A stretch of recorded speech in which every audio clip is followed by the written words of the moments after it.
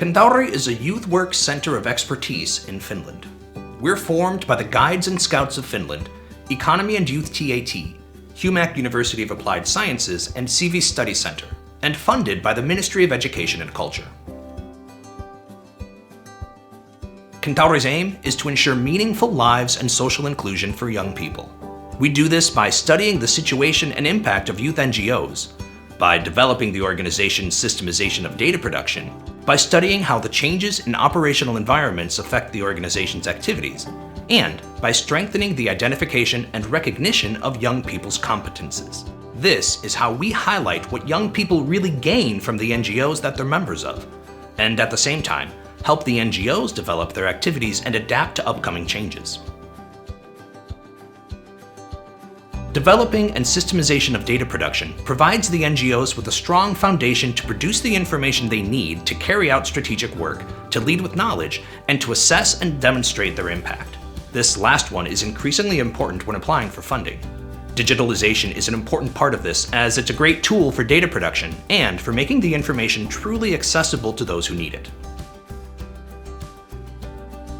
We research how youth NGO and hobby activities affect the members' growth and experience of social inclusion, and how those experiences affect society. In 2021, we conducted a study about this with TAT and got answers from nearly 15,000 youths. The level of social inclusion young people experience correlates with NGO participation in varying degrees. Members of sports and athletic organizations experience the most social inclusion. Young people whose hobbies include engine technology, gaming, or computers didn't experience much loneliness. This group consists mostly of boys. There's a clear difference to arts and reading hobbyists who are mostly girls. More than half of boys are gamers, while only 40% of non-binary and those who would not rather disclose their orientations are gamers. Of girls, only about 1 in 5 are gamers, and the gender difference is clear. 70% of gamers consider gaming an important or very important hobby. Gaming is slightly elevated as the only group activity for a gamer, and gamers reported that they'd be more interested in another group activity if a friend was in the same group, or if they were braver.